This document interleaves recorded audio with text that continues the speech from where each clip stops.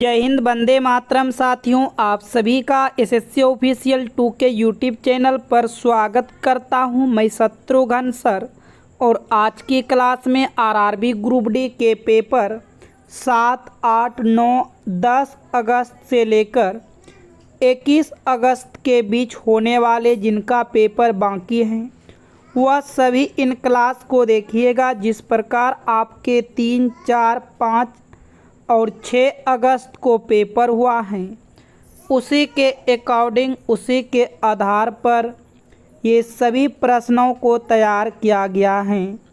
बहुत ही important question है साथियों, तो आप सभी वीडियो को अंत तक देखिएगा और खुद से भी प्रश्नों को हल करने का प्रयास कीजिएगा। और साथियों, आप मुझे कमेंट करके बताइएगा आपका एग्ज़ाम का डेट कब है और कहां पर आपका सेंटर दिया गया है, तो ज़रूर आप मुझे कमेंट कीजिएगा। तो चलिए, आज की क्लास का ये पहला प्रश्न होगा। प्रश्न में कहता है कि उत्तल दर्पण द्वारा बना प्रतिबिंब सदैव होता है। तो याद रखिएगा, उत्तल दर्पण द्वारा बना प्रतिबिंब सदैव होता है आभासी और छोटा। बी आपका यहाँ से राइट आंसर हो जाएगा। अगला प्रश्न है, बहुत ही इम्पोर्टेंट है। हाइड्रा में अलैंगिक जनन की विधि कौन सी है? वेरी ये इम्पोर्टेंट प्रश्न है। तो हाइड्रा में अलैंगिक जनन की विधि जो होगा वह मुकुलन है। बी यहाँ से आपका राइट आंसर होगा, मुकुलन। नेक्स्ट प्रश्न है, वर्ष 2026 में नेताजी सुभाष चंद्र बोस की कौन सी जयंती मनाई गई जिसे पराक्रम दिवस के रूप में भी जाना जाता है? तो साथियों, इसका सही जवाब होगा 129वीं जयंती। बी जो है आपका यहाँ से राइट आंसर होगा। अगला प्रश्न देखिएगा, इसमें कहा कि वर्ष 2026 में घोषित 72वें राष्ट्रीय फिल्म पुरस्कारों में से किस फिल्म को सर्वश्रेष्ठ फीचर फिल्म का पुरस्कार मिला है? तो याद रखिएगा, आर्टिकल 370। यदि आप बी का चयन किए हैं तो राइट आंसर है आर्टिकल 370। अगला प्रश्न देखिएगा साथियों, बैडमिंटन एशिया चैंपियनशिप 2026 में पुरुष एकल का खिताब किसने जीता है? तो साथियों, राइट आंसर होगा सियुकी चीन ने जीता है। ए यहाँ से आपके राइट आंसर होगा। सभी प्रश्न मोस्ट इम्पोर्टेंट हैं। 2026 के शीतकालीन ओलंपिक का आधिकारिक शुभंकर क्या था? तो इसका राइट आंसर होगा टीना और मिलो था। बी यहाँ से आपका राइट आंसर होगा टीना और मिलो। अगला प्रश्न पूछे गए हैं, नॉर्वे ने 2026 शीतकालीन ओलंपिक में कुल कितने स्वर्ण पदक जीतकर नया रिकॉर्ड बनाया है? तो साथियों, इसका सही जवाब होगा 18। सी यहाँ से बिल्कुल आपका राइट आंसर हो जाएगा। अगला प्रश्न है, सहसंयोजक बंध का निर्माण किसके द्वारा होता है? तो सहसंयोजक बंध का निर्माण जो होता है इलेक्ट्रॉनों की साझेदारी के द्वारा होता है। सी यहाँ से आपका राइट आंसर होगा। साथियों, नेक्स्ट प्रश्न है, कार्बन किस प्रकार का बंध बनाता है? तो याद रखिएगा, कार्बन जो है सहसंयोजक बंध बनाता है। बी यहाँ से आपका राइट आंसर होगा, कार्बन सहसंयोजक बंध बनाता है। नेक्स्ट प्रश्न है कि आवृत्ति का मात्रक क्या है? तो याद रखिएगा, आवृत्ति का मात्रक क्या होता है? तो हर्ट्ज होता है। सी आपके यहाँ से राइट आंसर होगा हर्ट्ज। अगला प्रश्न है, किसी ध्वनि की गुणवत्ता किस पर निर्भर करती है? तो याद रखिएगा, किसी ध्वनि की गुणवत्ता जो है ये तरंग की आकृति पर निर्भर करता है। बी यहाँ से बिल्कुल राइट आंसर होगा, तरंग की आकृति पर। आगे की प्रश्न है रीजनिंग के, अंग्रेजी वर्णमाला क्रम के आधार पर दी गई संख्या में प्रश्न चिन्ह के स्थान पर क्या आएगा? ये आपके प्रश्नवाचक चिन्ह के स्थान है, बताना है यहाँ पर कौन सी अक्षर प्राप्त हो सकती है। तो देखो, यू का नंबर होता है 21, आर का 18, तो -3 की कमी। आर का 18, ओ का 15, -3 की कमी। ओ का 15, एल का 12, -3 की कमी। आगे भी -3 की कमी करोगे। एल का 12, 12 में से 3 चला जाएगा, 9, 9 पर आई आएगा। देखा जाए 2 विकल्प आपका यहाँ से रॉन्ग हो जाएगा। फिर साथियों, एस का नंबर 15, एस का नंबर 19, ओ का 15, तो यहाँ पर भी -3। देखो, एस का नंबर 19 और ओ का 15, तो 15 4 19, यहाँ 4 की कमी है। ओ का 15, के का 11, -4 की कमी। के का 11, जी का 7, -4 की कमी। तो आगे भी आप -4 की कमी करोगे। तो साथियों, 7 में से 4 चला जाएगा, 3, 3 पर आपका सी आएगा। तो विकल्प ए भी आपका यहाँ से रॉन्ग होगा। तो ICZ आपका बिल्कुल यहाँ से राइट आंसर होगा। अब बढ़ते हैं अगले प्रश्न की ओर। प्रश्न संख्या 14 को देखिएगा, गतिज ऊर्जा किस पर निर्भर करती है? तो गतिज ऊर्जा जो है द्रव्यमान और वेग दोनों पर निर्भर करती है। डी आपका यहाँ से बिल्कुल राइट आंसर होगा, द्रव्यमान और वेग दोनों पर निर्भर करता है। अगला प्रश्न है, 10 kg की वस्तु 2 मीटर प्रति सेकेंड के वेग से गतिमान है, तो गतिज ऊर्जा क्या होगा? ½ mv², आप सभी को बताना है। तो साथियों, इसका राइट आंसर होगा 20 जूल। यदि आप इनको हल करते हैं तो ये आपके जो हैं 20 जूल होगा। तो उम्मीद करते हैं आप यहाँ तक प्रश्न को समझ चुके हैं। तो चलिए अब अगला प्रश्न को देखिएगा। इसमें कहा, PM किसान सम्मान निधि योजना के तहत वर्ष 2026 में कौन सी किस्त फरवरी महीनों में जारी की गई है? तो इसका राइट आंसर आपका होगा 22वीं किस्त। यहाँ से आपका सी जो है साथियों बिल्कुल राइट आंसर होगा 22वीं किस्त। अगला प्रश्न है कि para throwball national federation cup 2026 की मेज़बानी किस राज्य ने की है? तो ये क्या है? राजस्थान राज्य ने। कौन सा राज्य ने किया है? राजस्थान राज्य ने। बी यहाँ से आपके बिल्कुल राइट आंसर होगा। अगला प्रश्न है कि 10वें ICC महिला T20 विश्व कप 2026 की मेज़बानी किस देश ने की है? तो राइट आंसर होगा इंग्लैंड और वेल्स ने किया है। ए जो है यहाँ से बिल्कुल आपके सही आंसर होगा।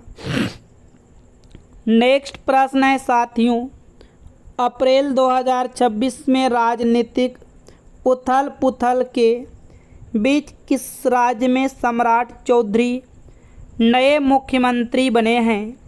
तो ये बिहार के होगा। कहाँ का बना है? तो साथियों बिहार, यानी बी आपका राइट आंसर होगा। अप्रैल 2026 में राजनीतिक उथल पुथल के बीच किस राज्य में सम्राट चौधरी नए मुख्यमंत्री बने हैं?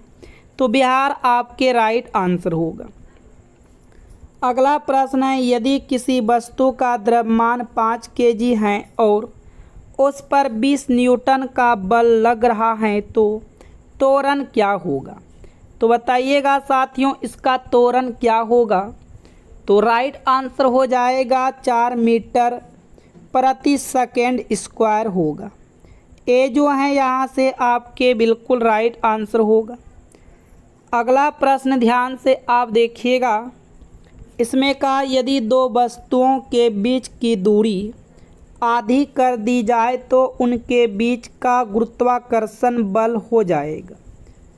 तो उनके बीच का गुरुत्वाकर्षण बल क्या होगा। तो 4 गुना हो जाएगा।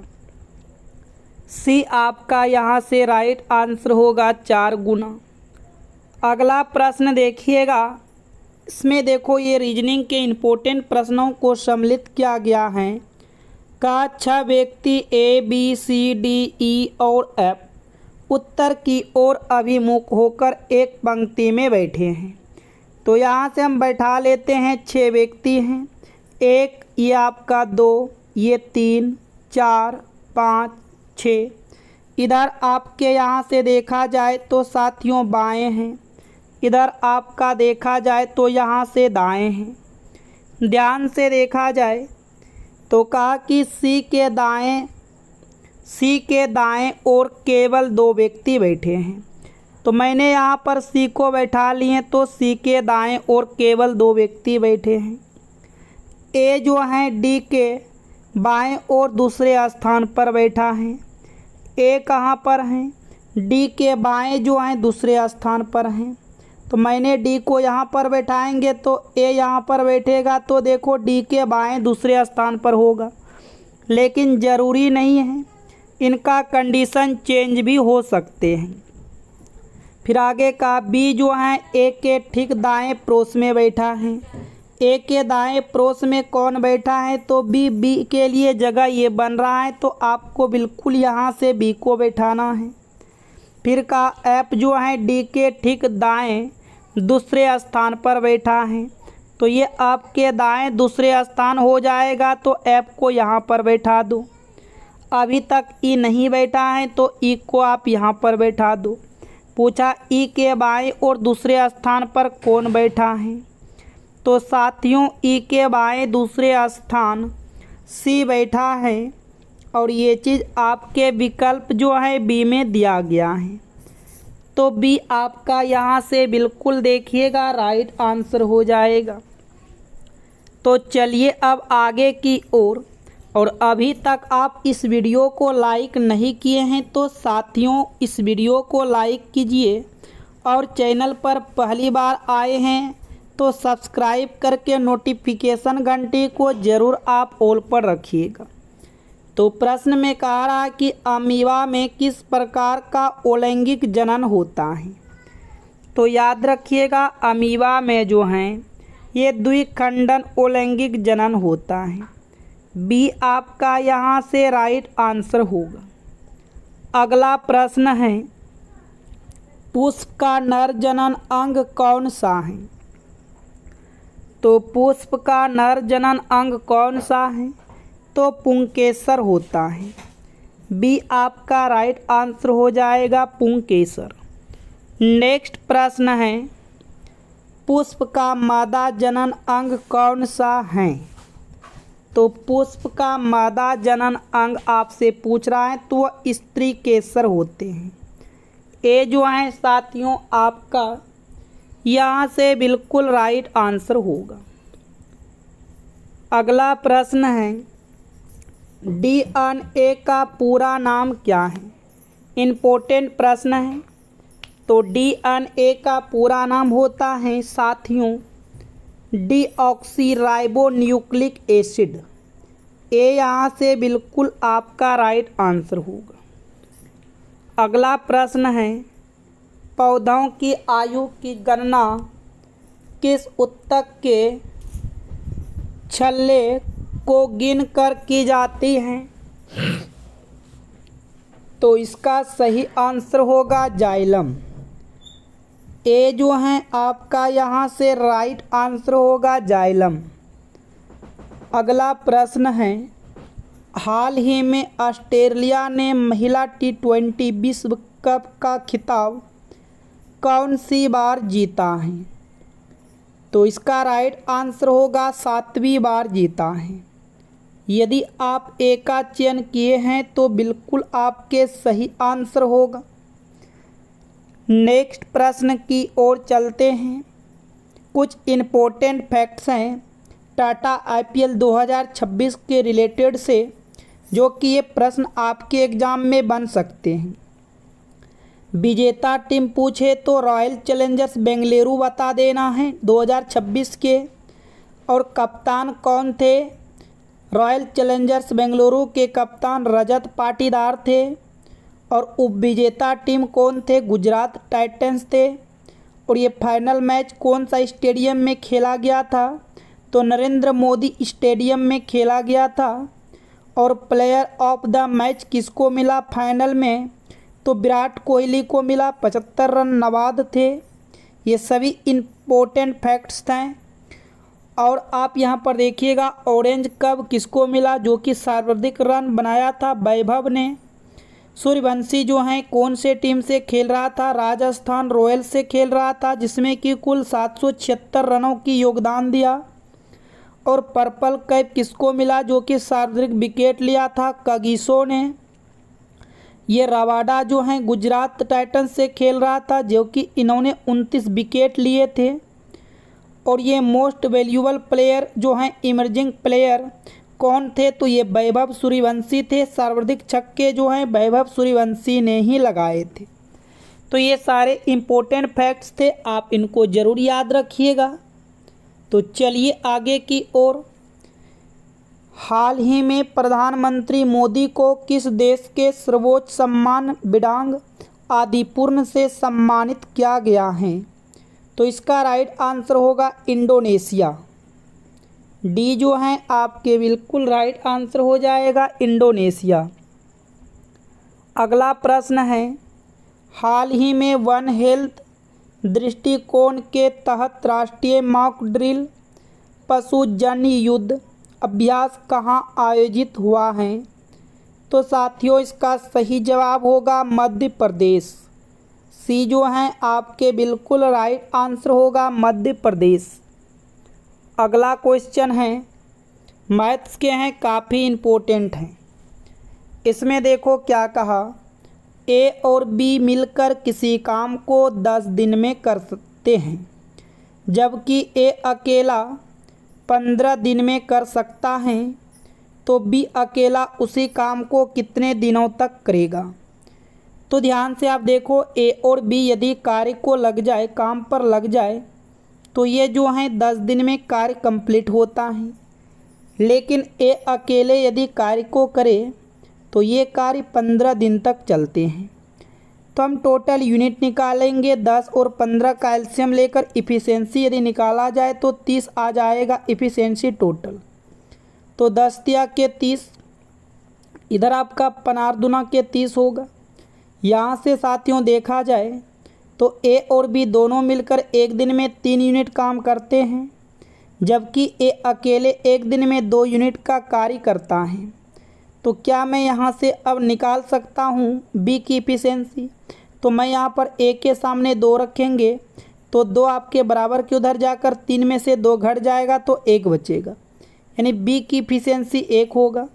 बी पर डे 1 यूनिट काम करते हैं, लेकिन काम 30 यूनिट का है, तो वो डेली 1 यूनिट का काम करते हैं, तो 30 यूनिट काम करने में 30 दिन का टाइम लगेगा।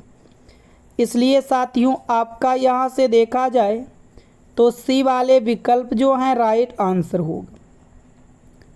तो चलिए अब आगे की ओर बढ़ते हैं। प्रश्न संख्या आपके वेरी इम्पोर्टेंट हैं 33 का, किस राज्य के मुख्यमंत्री एटी कोली द्वितीय पाट योजना शुरू की है? तो इसका सही जवाब होगा असम के हैं। ए जो हैं यहाँ से आपका राइट आंसर होगा असम। अगला प्रश्न है, नॉर्वे शतरंज खिताब 2026 जीतने वाले पहले भारतीय खिलाड़ी कौन बने हैं? तो इसका राइट आंसर हो जाएगा आर प्रज्ञानंद। यदि आप सी का चयन किए हैं तो बिल्कुल आपका सही आंसर है।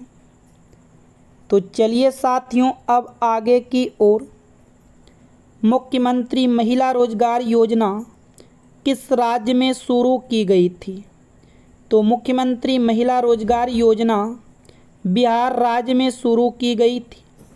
ये जो है आपका बिल्कुल यहाँ से सही आंसर हो जाएगा।